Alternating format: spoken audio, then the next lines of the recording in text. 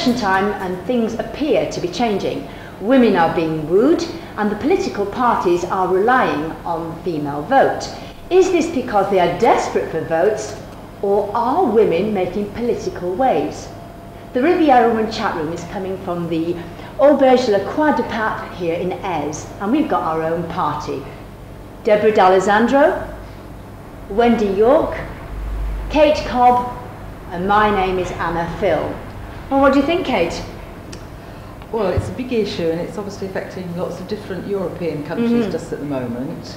I have to say, from a very personal point of view, if I were voting now, I would find it very, very difficult to know which party to vote for, whether that's left, right or down the centre, because I think at the moment, certainly, and it's been going for some time, it's very difficult to see issues reflected in politics that really reflect women's issues, women's lives, and what we're all about.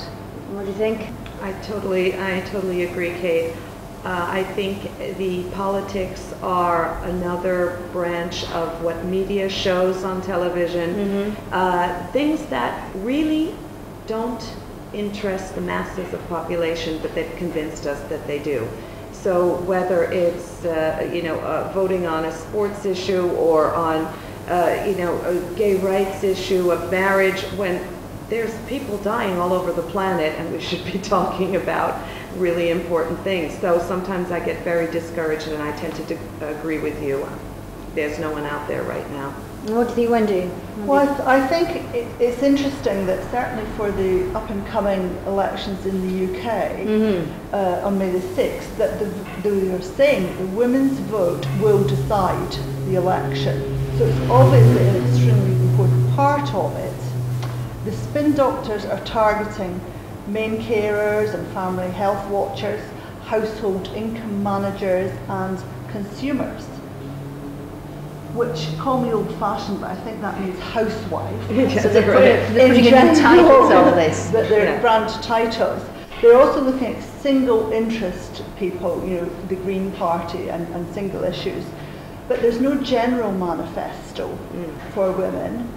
But do you think if there was more women in governments, in the political parties, that women would be more interested in voting, in making change in what happens in their environments, in their lives? Do you think that would work? I think, Anna, we spoke about that. Unfortunately, when women get to that position of power, they're packaged in something we don't really recognize anymore. And that's what a lot of women, I think, are disappointed about. We see favorites getting in, and they had beautiful platforms, and then the in-house fighting starts, and the women are caught in that just like everybody else is. So they're losing their identity. They lose their identity, and I don't know if they need more support from women to keep their identity, or it's a whole game that we really shouldn't even be in. In the American case, we've got Hillary Clinton. Do you think she gained a lot of votes from women in particular? Hillary Clinton is, as we say, there's an expression in Italian, cavallo di battaglia. She's the battle horse, and she went after it, and I think she's fantastic. I read her book. She has so much to offer. But she assumed she'd get the woman's vote, and what happened, she jumped into the man's game. She realized she had to play a little bit of their game, and she voted on the war. And she didn't realize women were voting for her for that. She was saying stop to all the bombing. And she lost that, and women went with Obama. So you can't count on the woman's vote just because a woman is in and a woman is going to vote for her. Well, it's very, very difficult. What do you think, Wendy? I think it's difficult. I mean, we've had all this disastrous time of politics with the corruption, etc. And both male and female were guilty. There was no distinction between, which is so unfortunate. When I was in America, there was an expression that said politicians are like monkeys. The higher they climb, the uglier the parts they expose. And it's true. It seems to be true. We need to have someone who will do this. It's difficult, isn't it? I mean, I wouldn't vote for a woman politician simply because she's a woman. That would just be ridiculous. Some people would, But what do you think that women are voting for? What do they want to vote for? I would have to say, I've never been married and I don't have children, but I would have to say the most important issue as I see it is to make sure the society has stable families. So children are being brought up in a stable environment because that is the future. And I don't think there's any political party that is doing minimally enough to help women raise their children.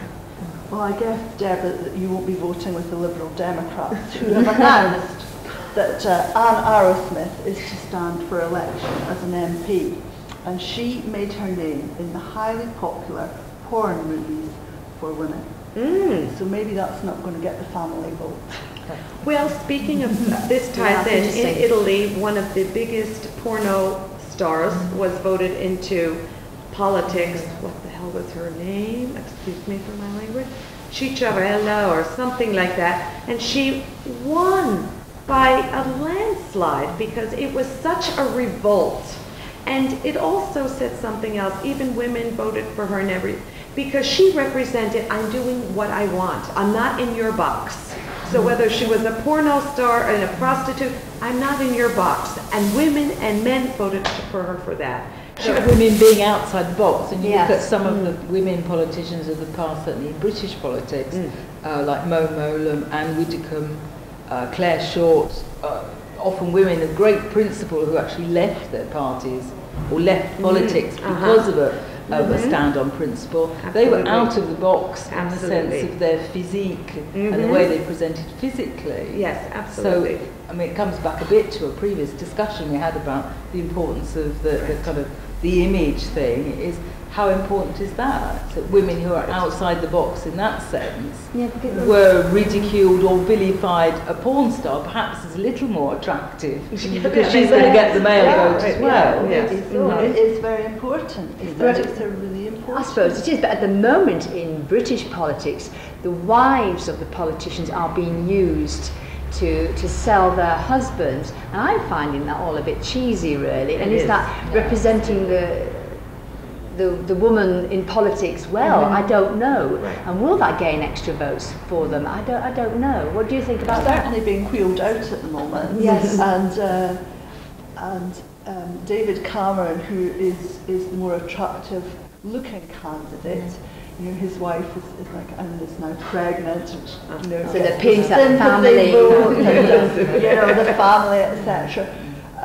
Competing against Gordon Brown, who is not full of charm, wit, or debonair in any way, and that will make a difference. That's true. That is, because on television, in the media, we're able to see them, and we tend to see rather than listen. Yeah. What would make you vote, and why would you vote? I mean, do you vote? Yes, I always vote because I always have hope, and I will continue to vote. And what's your last take on it, Wendy? Voting? I don't vote, and Kate and I were discussing this. We're living in France, we're disenfranchised anyway. But I think it would be a very hard call if I was trying to vote, because I don't think any of the political parties are making a serious attempt for kind of our set of women at all. Absolutely. Educated, thinking women. We're being the wives shown to us. The invisible race. Well, invisible 50%. Absolutely. Well, perhaps we should get people to vote for the Riviera woman. How about that? That'd be wonderful. We're a small community, but everything growing, starts right? at small things. Everything starts at small things. The Riviera woman, you can vote. Why not? Come and check us out on the Riviera Woman at www.therivieраwoman.com. Thank you. Oh, I'm voting. Well,